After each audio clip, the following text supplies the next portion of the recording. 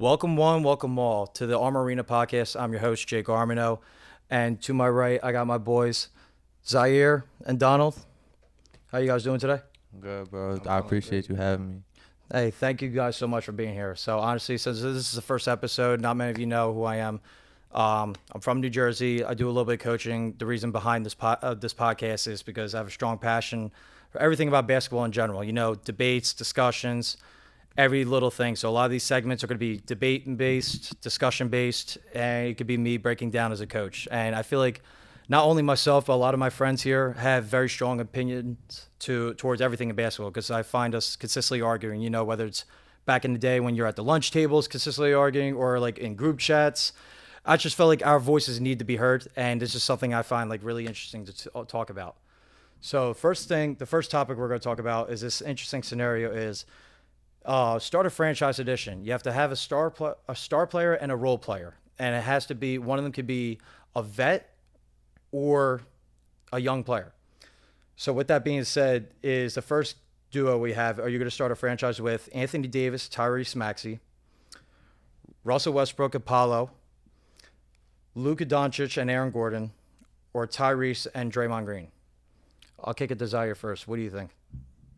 The only reason that I wouldn't take Anthony Davis and who was the other one? Anthony Davis and Tyrese Maxey. Tyrese Maxey. The only reason I'm not taking that one is for a simple fact. Anthony Davis does not know how to stay healthy. Mm-hmm. And over time, you're not going to find a player of that caliber that cannot stay healthy. That's a good point. So I would just say for that first one, I would just X that out. Right. But the Luka and Aaron Gordon, Yeah, that's the one. You're taking that, Donald? You want to go in depth? Why are you taking Luka and Luka and Aaron over anybody else, really? I mean, honestly, like he said, AD really can't stay healthy, but when he is healthy, he's a problem. So, but my thing with Luka and Aaron Gordon is I feel as though like they do the things that need to be done differently in a way. Like Luka's gonna go out there and score. Luka's gonna go out there and facilitate. Aaron Gordon's gonna go out there and play defense, get rebounds, score inside the paint, outside the paint. You know, so I feel like they just complement each other better. Respect that.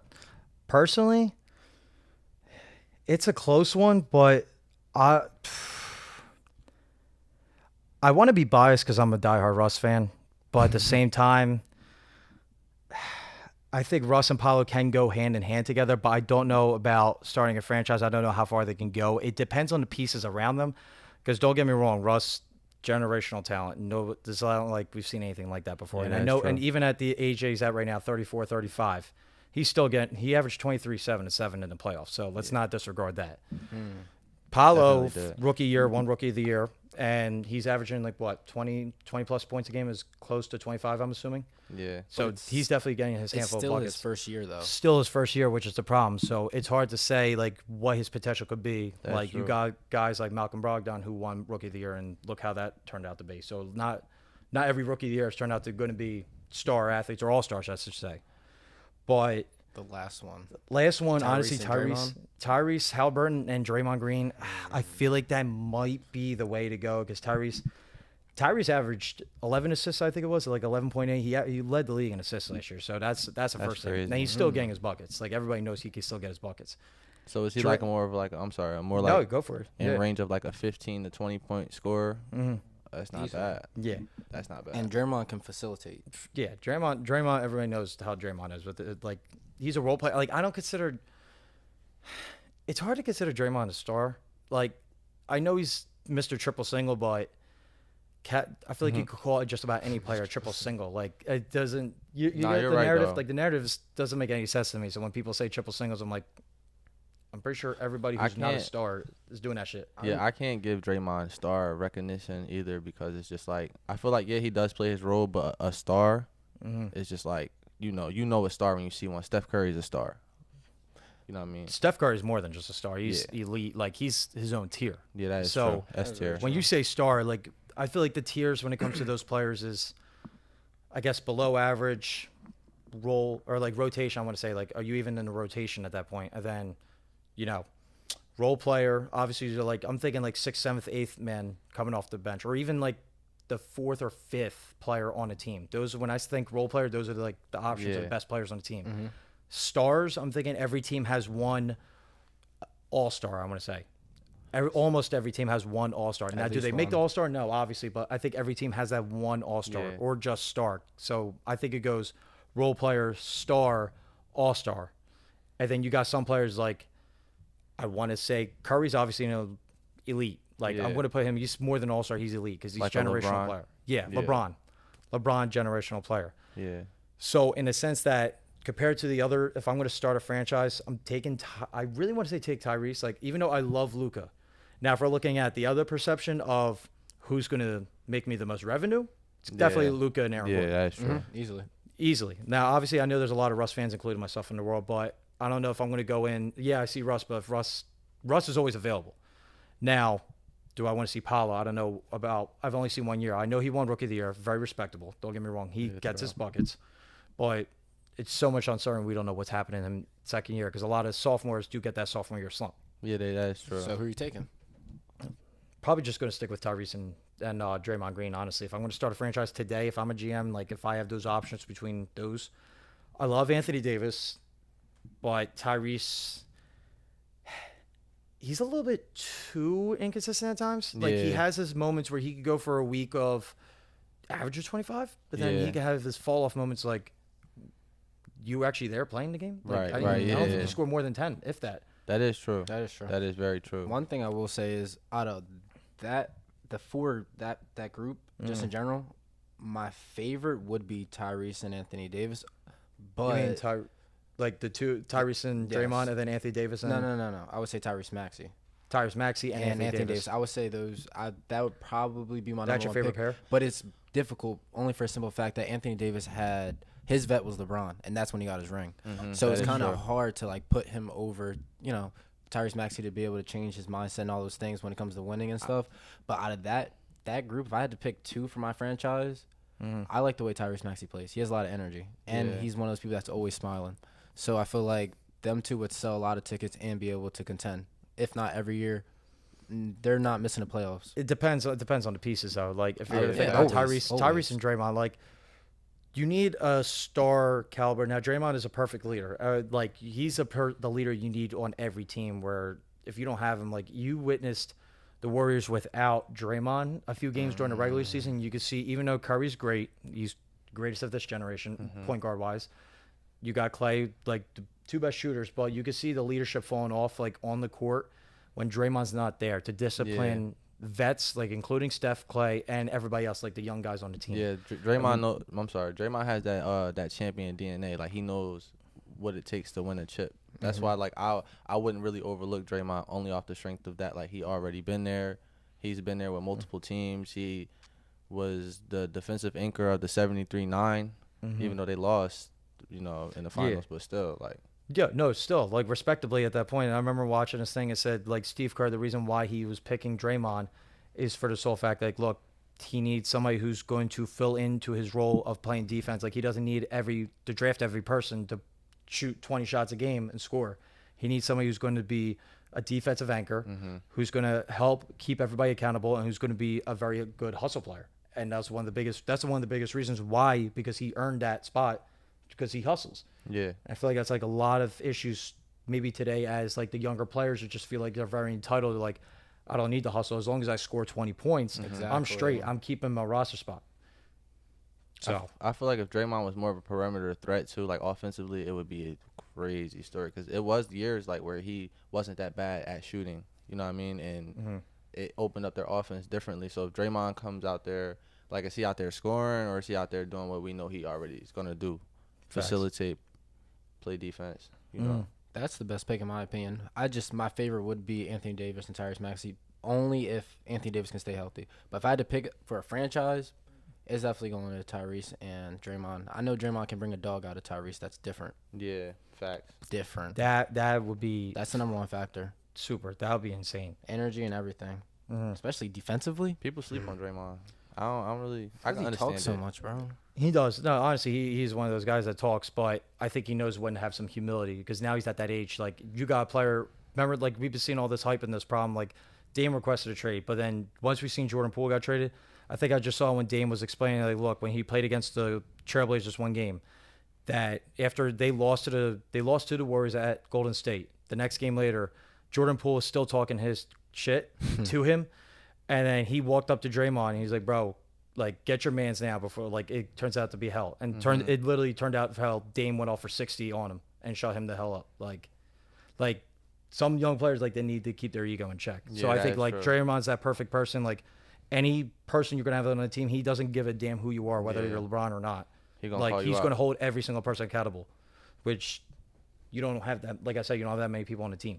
Especially if you're just a player. That's the number one thing. Facts. So, honestly, let's move on to our the next topic here, where we got a start, bench, cut scenario, right? We got Curry, Kyrie, and Dame. Now, I can see the looks on your faces already. Like, this is going to bring – I'm waiting for the heat to come. So, Donald, you want to start this one? Yeah, I gotta start Curry. I gotta start Curry, and this is where it get hard because it's like Dame and Kyrie. It's like Damian Lillard, he's gonna show up, but Kyrie Irving, like I said, he knows he's been there. You know what I'm saying? He's been there. So I gotta go start Steph, bench Kyrie, cut Dame, and it hurts to say it, but I think that honestly, that's it's hard. It's hard. Don't get me wrong. It's hard because we know what Dame does. You're cutting Dame? It's hard. You're cutting Dame? Cutting anybody. Oh, man, honestly, it's like it's still tough for me to decide. Like, I think I'm gonna go next, and Zahir will finish this. So I'm gonna say I'm guaranteeing starting Curry. There's no ifs, ands, or buts about that. The benching and the cutting part between Dame and Kyrie is like the most difficult thing for me to choose between. They both very similar archetypes, very similar skills and abilities, scoring, handling, playmaking, everything. As far as I know, who's more available is obviously Damian. Damian showed up. Damian has played. He's carried a team to a conference finals, even though I hate to admit that as a Thunder fan. I hate to admit that he's done that, but I'm going to be realistic. Kyrie has... See, I'm going to compare this because, like, young Kyrie, he didn't do much. I understand he was in his youth. Yeah. Kyrie didn't have a lot, whereas Curry did. But how far does Kyrie go? He won a finals with LeBron. Don't get me wrong. Yes, I understand that he did everything in his power. If it wasn't for Kyrie in that finals, they were not winning that. That's point blank, period. I'll give that to Kyrie. Very talented, the best handle in the league. Honestly, I might just go with I'm benching Dame and I'm cutting Kyrie.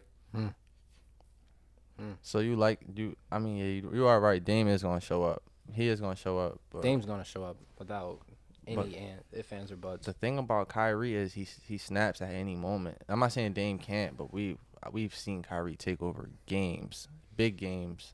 So it's just like that's the only reason why. But like you said, it is hard. At the biggest stage, yeah, obviously we saw what Kyrie did at the biggest stage when it needed it the most. But at the same time, you had LeBron next to you. Yeah, that's true. You went to the Celtics the following year. Understand that you had like younger Jason Tatum, Jaylen Brown just got there. Pretty sure they did have Grant Williams. Young core, I respect that. There's not much you could do, but that's still talent, It's potential. right? I think the following year, the second year, they should have absolutely. There's no reason why they shouldn't have been into the finals. Like, honestly, you have that core phenomenal group. Is that the year he stopped playing?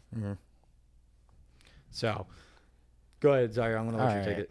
All right. Because I can see the look on your face. I'm not being biased. This is not me being biased. But my favorite player is Kyrie Irving. That's one thing I'll say before I start.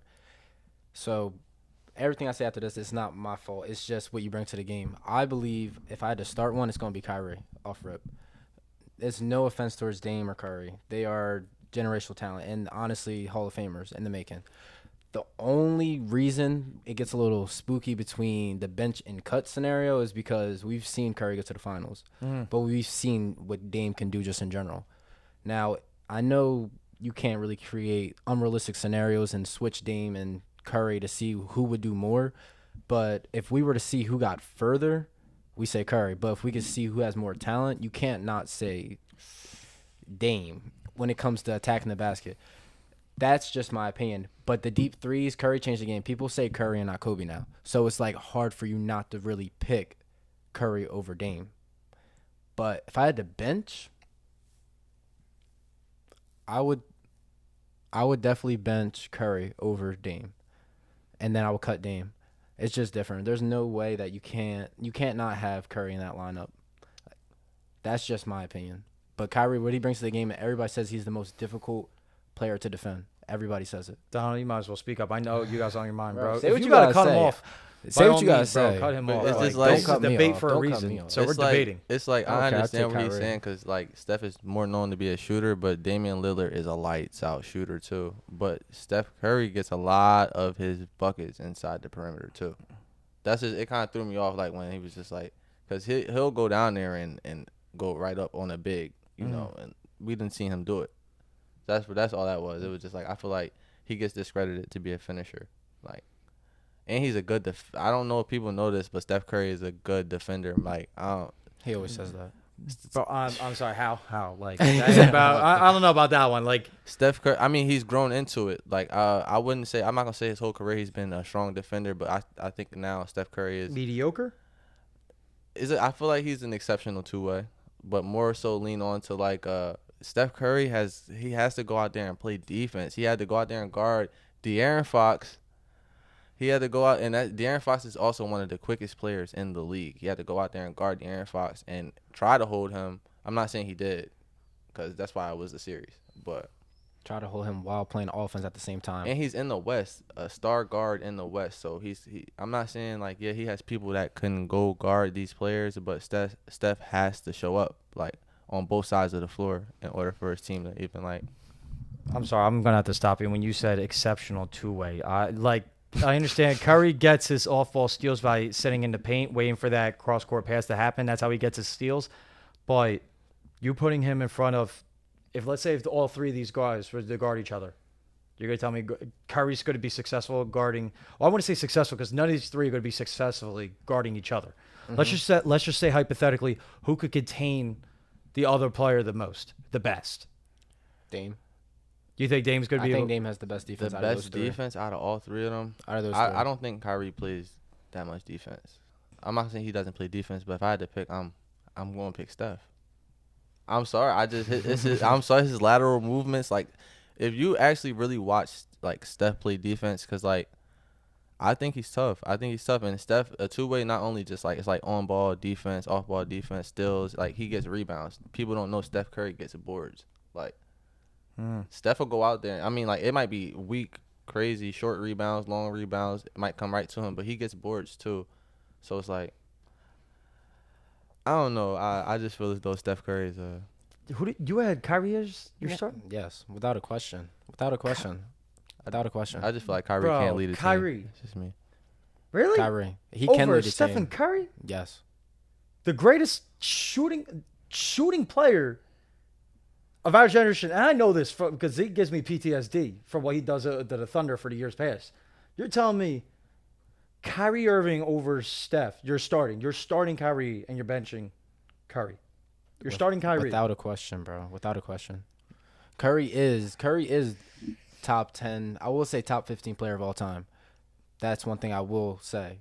But my list, I try not to be biased, and I try to just accept for my love for basketball and how I view the game. It's not that it's not fair or anything like that. It's not that it's biased. It could be biased, but the way I see a game and a true point guard, I got Kyrie Irving. That's just how I see it. Steph does bring a different amount of value. From 2015 to 2020, out of that 5-year period, Steph has won 4 rings. Steph has also had a better team.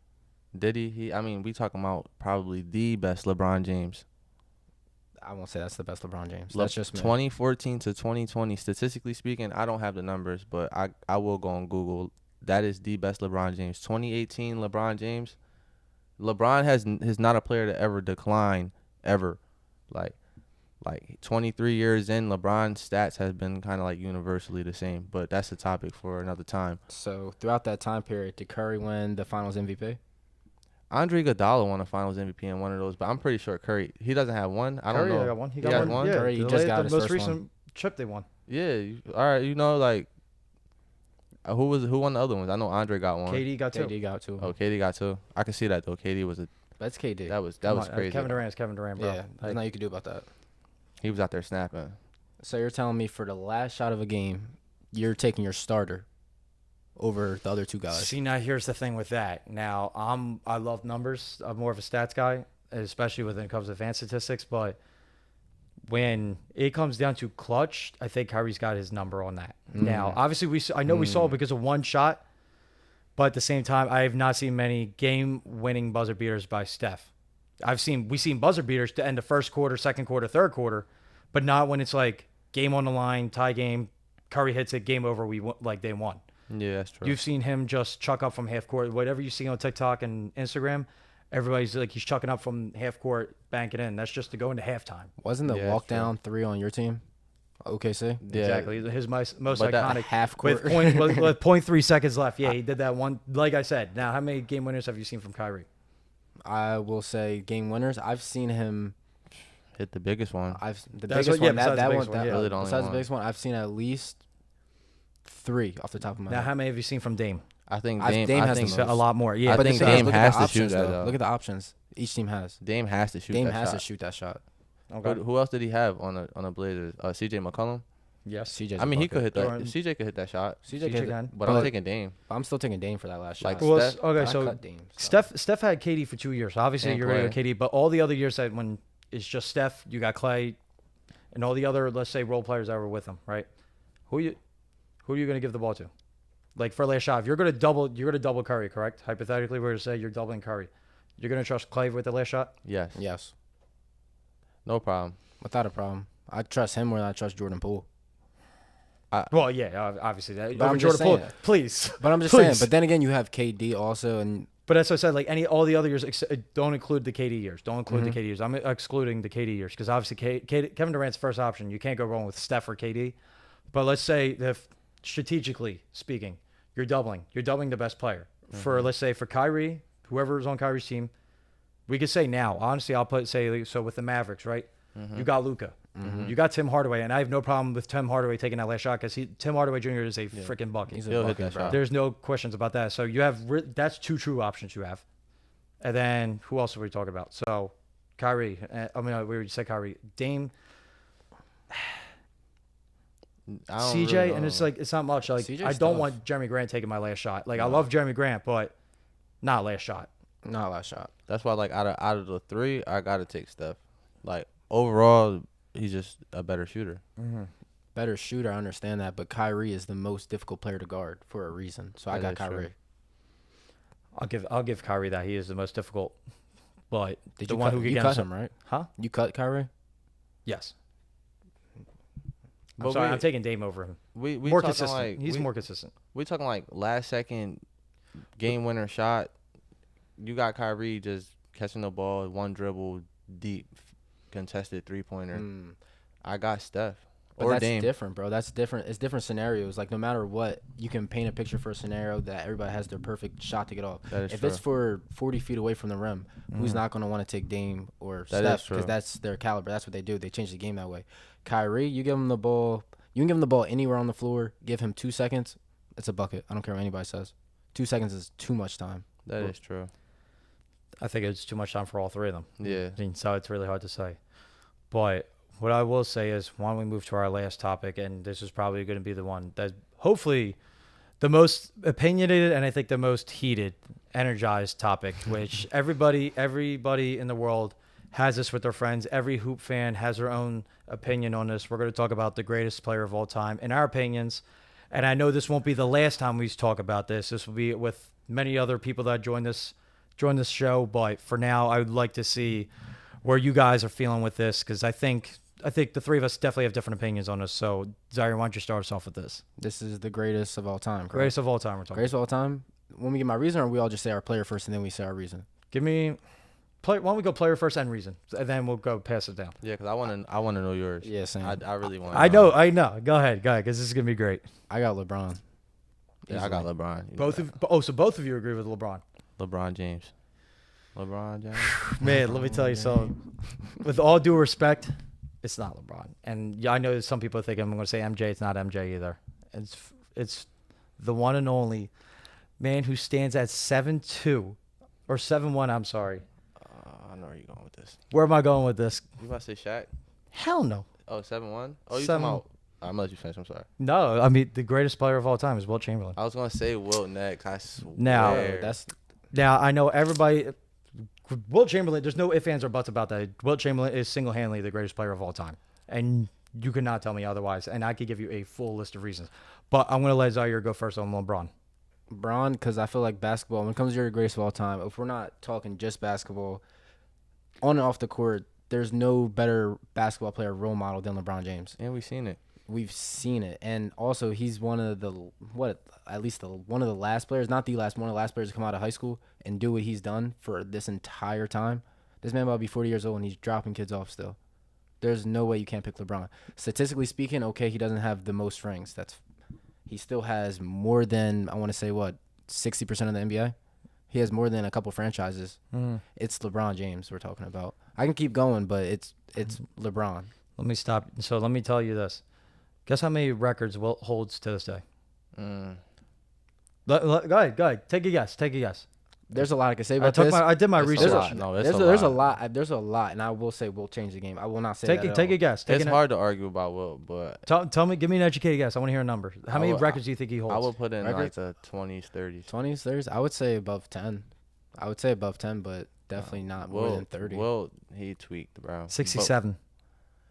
67 records this man holds to this day. We're talking about one of the fastest people to play the game. The strongest, there's nobody that was stronger than him. He was benching 550 pounds. Didn't he have like a crazy vert? 40. He was a 40 vert. 40 vert. He ran a 40-yard dash barefoot 4.6. You know what's crazy? LeBron ran that in 2012 when he was in his prime with shoes on. Wilt did this barefoot. Another witness, right? These are all witnesses. I know it's hard for people and the ignorance out there for people to believe that because without video proof, and I'm going to touch on this now because of the reason why we don't have video proof, because during the time of Wilt and when they played in the 60s, this is like the baby era. So the best analogy I could compare it to is this is the baby era, the stepping stones, that college basketball was more popular than the NBA during this time. And if you don't believe anything I say, please go rebuttal me, go prove me wrong. But I'm going to tell you why. So at the time, what do you think in the 60s and 70s, the professional sports, what do you think the two most popular sports during this time? Baseball. I would say boxing. Okay, I'll definitely put boxing, but baseball and what else? Baseball and... What's America's sport? Baseball, right? Football. Football. Baseball, MLB, and NFL. Like, no, the NBA just became a thing in 1947. So they're still in the developing ages. Nobody knew what was happening. Right. Just like that 100-point game. I've seen a ridiculous tweet like the other day saying that, I'm sorry, but Kobe holds a record because I haven't seen any film. I'm like, the most ignorant thing I've seen. Like, I know Twitter's a very wild place. How the ignorance on because you didn't witness it and you don't care to witness or read or watch it. I take my time because I love the history about it. And I like to be at least somewhat knowledgeable of what happened because without Wilt Chamberlain, there's no LeBron James. Everybody had their role model, right? That's true. Everybody had a role model to look up to, right? Shaq was there courtside. One of his first games, he watched Dr. J. He literally said that Dr. J became his favorite player. Who do you think Dr. J looked up to? The stars before him, right? Who do you think was all these players that are coming up? Everybody has a role model, and if it wasn't because of Wilt Chamberlain or guys like Oscar Robertson, the league would not be in the position that it's at now. Yeah, both of those players, and including Kareem, those players put the league in a position in a public way, and it elevated when Larry Bird and Magic Johnson got there. So back to the Wilt point is that all the records that he holds, he won 4 MVPs, he's got 2 championships. He holds 67 records, and I know everybody's going to say he played against white, short men that were 6 foot, like literally like guys my height and my size, which isn't the case because I also researched this too. There was 9 teams in the league at the time, right? There was Walt Bellamy. I actually have it right here on the Packers. Now, obviously, there's all different teams that they moved. You got on the Packers, Walt Bellamy, 6'11". Celtics, Bill Russell, 6'10". Nationals, Swade Halberg, 7'3". Knicks, Phil Jordan, 6'10". And that was just 4 of the players, and there's more players. The average height at the time, 6'7". Guess what? I'm sorry, it was 6'6". Guess what the time is now? The average height for an NBA player, 6'7". So when a lot of people are saying that Wilt Chamberlain only played against milkmen or mailmen or garbage men, think about the development of the league where it's at now. LeBron and every player spend about $1 million on their body. Mm-hmm. They're given the best trainers. They're given about 10 trainers. Almost every player's got like their own individual trainer. They got all the accessible places to go to work out. Now think about Wilt in his 60s, right? There's not much accessibility. You don't have any trainers. You got 2 coaches. Mm-hmm. You got actually no during the time you only had 1 coach, and then some teams had an assistant coach or not. You got 2 coaches now in today's day and age, like LeBron, like the generational athletes that we have. They got everybody you need to make the best player possible. Now I know everybody uses development like LeBron and then Michael Jordan against Wilt. Think about what we do for Wilt. Take it from the perception. Imagine if Wilt was in this generation with that stature already. If he did this in the 60s, why can't he do that now? If he has the same exact training, the method, lifting, everything imaginable, the workouts. Why? That's a demigod. I understand. My thing with Wilt is I'm sorry, you know I couldn't wait. Go ahead, bro. My thing with Wilt is like, yeah, he's tough, but like people talk about Wilt as a god. It's like, yeah, he did these things, and I'm not taking nothing away from him. I don't care about who he played against because at the end of the day, they're there for a reason. They obviously have to know what they're doing to be on the court regardless. So, but my thing with Wilt is like we really did not see these things, and it's like I would say he's tough. But it's like you say like you know about LeBron James, all his stats, all his careers, but you never seen him play. It's like you'll be like, oh my God, he's a monster. He got how many points? He led the league in this, he did that. You know, he got the how many finals? And it's like he played against who? It's like we know what he did, right? And like we know what he went up against. But it's like that's why I can't really take nothing away from him because regardless, 67 records to this day is phenomenal. I don't care who you are. It's just I wish I could have seen it, honestly. I really truly do. And I read upon it. Like my favorite book I'm reading, it's like literally about that year 1962 when he had the 100-point game. Everything that he was doing on and off the court, behind the scenes, stuff that he was doing. And he wasn't just flirting with the 20,000 women that he slept with. He was obviously involved with a lot of other things. He owned a nightclub in Brooklyn. He owned multiple restaurants actually in New York area and in this area. So it wasn't like he was just going straight to the beach, just flirting with the women, because he had his time to do that, but it's not consistently every single night. He traveled a lot. He bought the bougiest things. He was that player. He enjoyed the spotlight. Right. We're not going to disregard what he did, but let's not act like he, on the court wise, I'm telling you, if he was put in this day, he wouldn't. You can actually in any generation, you can't tell me he would not dominate. But I feel like I'm sorry. Go ahead. I will say that I can't say that he won't dominate. I will give nothing but respect to him. Nothing but respect. But the competition then and now, I don't believe really would be able to compare. There's a lot of different science that goes into all of basketball now. Basketball then, I will not say they weren't tough. I won't say any of that at all. One thing I will say is they had to change a lot of rules just because of how dominant he was. Like, if I'm not mistaken, wasn't he jumping from the free throw line for free throws? Yes. That alone shows that, yes, he is a very phenomenal and great player, but if the rules were tweaked and we were to switch generations of competition, I will go to say that I don't believe he'll be as dominant then compared to now, but he still would be a force to be reckoned with. He's averaging 30 a game in today's day and age. 30? 30 every game? Remember, he's playing every game? He's playing every game, yeah. 30. He literally played the whole 1962 season, and it's crazy. This is a crazy stat, and you can look this up. He averaged 48.5 minutes per game. There's only 48 minutes a game, and you know, only one game he didn't miss. He got ejected by a referee. That's the only time he ever sat. He played every minute of every game in 1962, and he was 25 years old. So that's prime Wilt Chamberlain, and he had the 100-point game that year. Obviously, everybody looks past that. Just because he had a 100-point game doesn't make him the greatest. He leads the league, like by the record. He has the most 50-point games in the history. I believe it. I believe 50-point games. But like I said, bro, the rules were different. Right. Some of the rules were different, and they even have a 3-point line.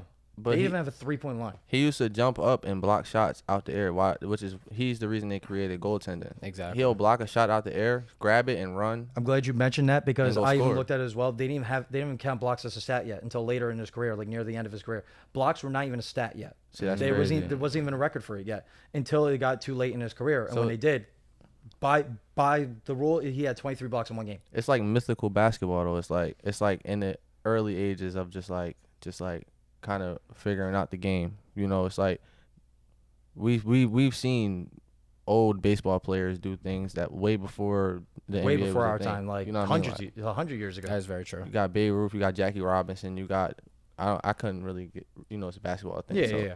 But it's just like my whole thing with Will is that we never really got to like Witness, yeah. No, I understand. I know it. Don't get me wrong. I understand that perception because I think a lot of people, especially in our generation, are just like, if you bring up any old highlight or old footage, first thing you're going to read in the comments is garbage men, milkmen, short white guys. And like, that wasn't truly the case. And that's why I defeated that purpose of every center on those 9 teams had a guy who was 6'10" or who was against Will just about every game. They just could not physically guard him. Like, you're telling me a guy who's 7'1", benching 550, nobody in today, like the strongest center in the league right now is who? probably Embiid strongest or Strongest? Steven Adams. Strongest? Steven Adams. Strongest Steven Adams. Steven Strongest Adams Steven is Adams. strongest. But let's say But like still Jokic and let's say dominant-wise. Embiid, because they're the 2 best centers right now in the league. They're not keeping up with Will. 7'1". Embiid's what 7'3", I think. Yeah, I will think agree. I he don't can think catch Embiid him. could keep up with Walt. But the thing is, as terrible as to say, we really never seen Walt. Like, we haven't really seen him move. We haven't seen like his mobility. But he honestly has to be one of the most athletic basketball players of all time. I did hear Wilt was a freak athlete, but I know LeBron's a freak athlete. Exactly. Yeah. That's my point. Like, LeBron James has dominated the league for 20 years, I think. Hold on. Yeah, He got 20 drafted. years. Yeah, 20 20 years. some years, yeah. He only progressed. He has years where he's peaked like 2018, 2014, stuff like that, but LeBron has never really had a decline in play.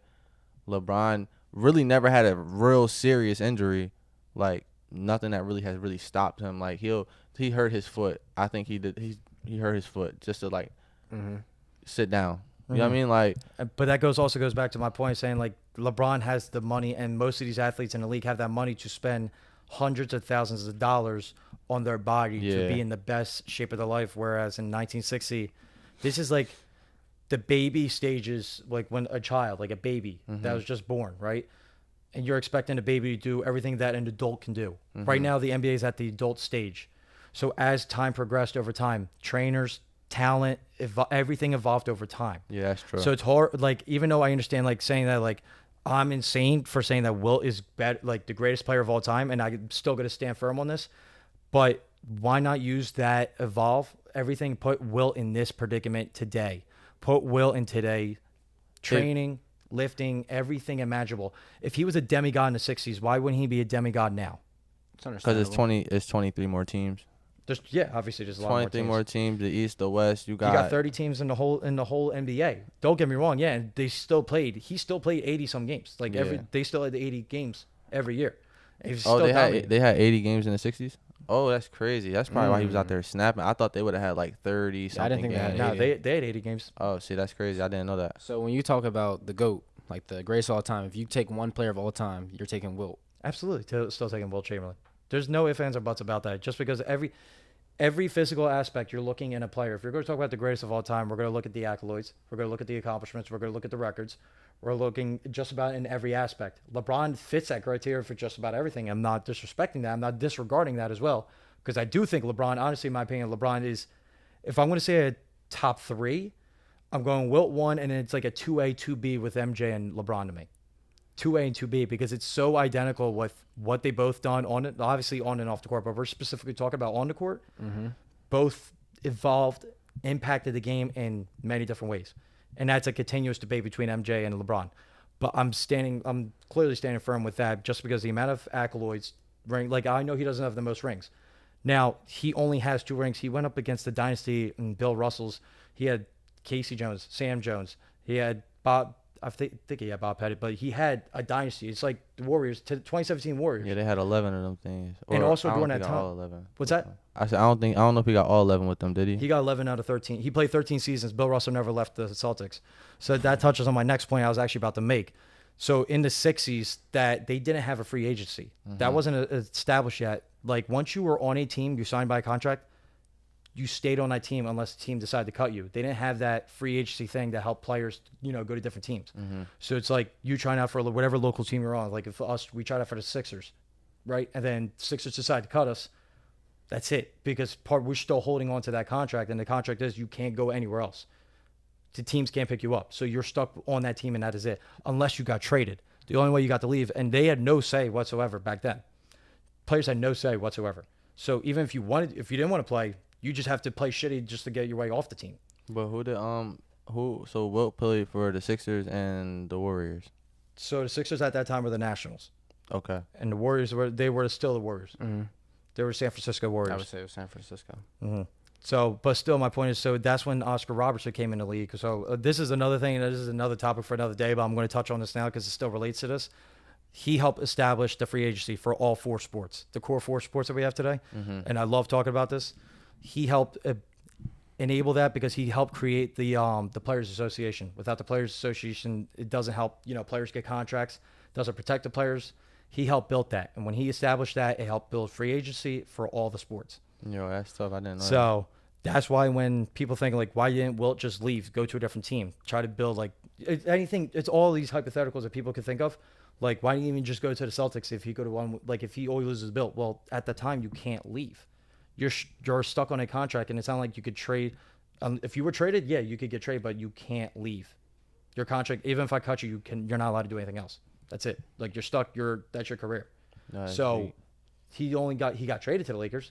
Once he got traded to the Lakers, then he obviously won a ring with the Lakers. He still accomplished more.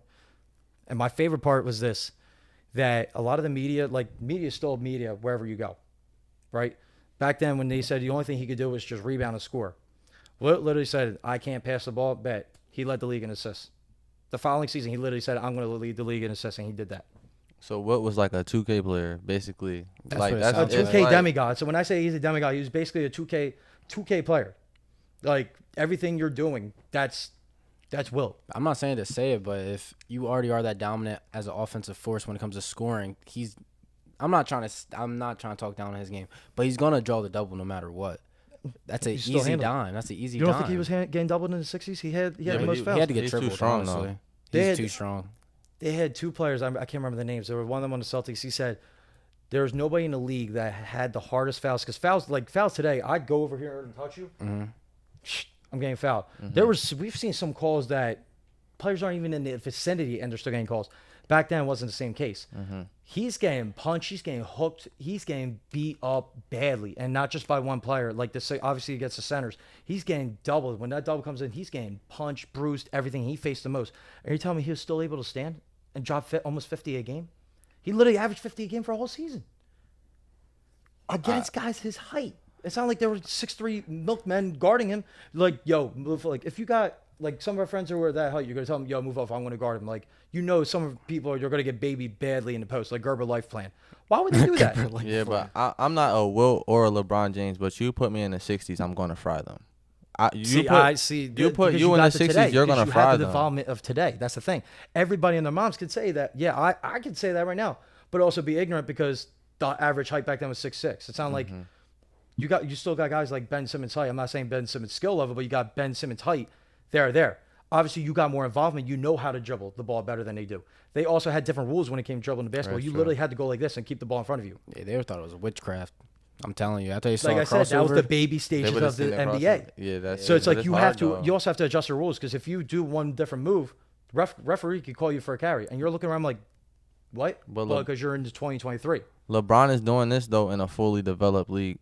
Like, oh yeah, he's out here snapping like, and he's 40. Still snapping, even though like, I mean the team around him right now is one thing, but he's still LeBron James. I believe they pulled together pretty well. But since we talked about a forward and a big man for the GOAT topic, I don't want to dwell on this, but if you had to pick a guard for the GOAT topic, who would you pick? Y'all gonna hate me for this one, I swear. Guard? A guard. Like, it could be Magic. the one or the two. Magic. That's not a bad pick. That's a great pick. I didn't say that with confidence. I'm saying it like hesitation because of Curry. Like Curry's definitely close. Like that one, like that 2A, 2B discussion for MJ and LeBron to me. But if we're gonna say greatest guard, I'm probably like we guard, going like Magic, pure yeah. guard. We're talking point guard or just like guard 1-2 in guard? general. Guard. Like Magic scored. Magic was everything. Like flashiness. Are we looking flashiness just like Kobe was when we watched growing up? Kobe had that flashiness. That's what we want. We want something that's going to be like, wow, that's spectacular. Like, I know nobody today can do that, right? That's what Magic was doing. Yeah. So Curry, yes, I understand nobody's shooting the ball like how Curry does, but Magic was able to play defense too. Magic played above average. It's not just some average. He played above average defense. He's still taking out the best player on your team. So if I'm going to say the greatest guard of all time, I'm going to have to put Magic up there. And he's 6'9". That's tough. Exactly. I'm going Kobe Bryant. I'm sorry. Just the mentality and the energy he brings to the game is just different. Like, you feel Kobe when he walk on the court. Like, you see players the way they talk about Kobe. And I'm not like a diehard Kobe fan. I honestly really am not. It's just I gotta go Kobe just off the strength of what he does and the mentality that he really has. Like, I'm gonna go out there and I'm gonna destroy you, and he does, or he did. Yeah. That's why I like Kobe. I gotta pick Kobe, my guard. All right. So, for me, it's very, very difficult, not going to lie, because I love guards. And my favorite guard is not the greatest of all time, in my opinion. But still, if I had to pick a number one guard, I got to go Jordan. There's no way I can't go Jordan. Magic would be an easy pick for me, though, because that's what I was thinking. But when it comes to just what a guard brings to a team, I don't see too many flaws in Michael Jordan's game at all. You got mentality, a good point. I'm not gonna lie, because I kept everything. looking. Yeah, when I'm thinking guard, I was thinking point guard. But I was thinking point guard too, but if you're talking if one we're going and to talk two, about guard, then I can change my answer to Michael Jordan, because that's an obvious. But when we did say guard, so yeah, he did play forward, but his primary position was shooting guard. So I can fight for that aspect. If we're going to say point guard, I'm going to say Magic Johnson, but for shooting guard, then yeah, then I'll say Michael. Absolutely no ifs, ands, or buts about that. That's point blank period.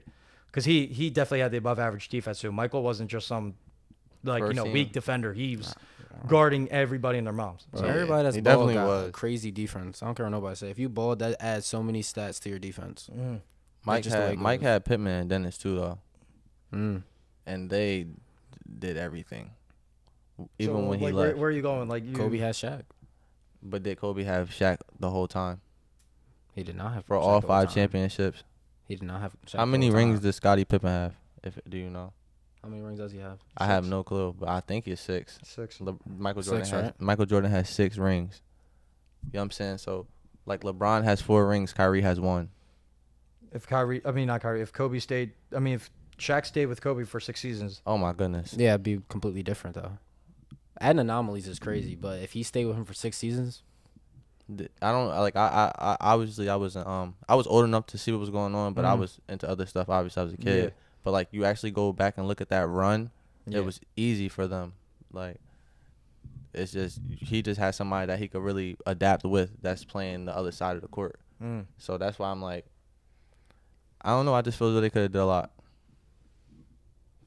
I agree. You got any finishing thoughts Finishing thoughts? with that? With the greatest? Greatest? Well, I will say Give me why don't we wrap this with the greatest 5, like the greatest point guard, the greatest shooting guard, greatest small forward. Let's finish it that way. So all time. Yeah. That's going to be very difficult because I'm probably going to change after like 10 minutes of forgetting. But still, if I had to go number 1, I got to go Magic. Number 2, Jordan. 3, I would want. There's so many different players. 3, I would say Kevin Durant. And number 4, I got to put Bron. And then 5. Wait, you said 4 is LeBron? Yes.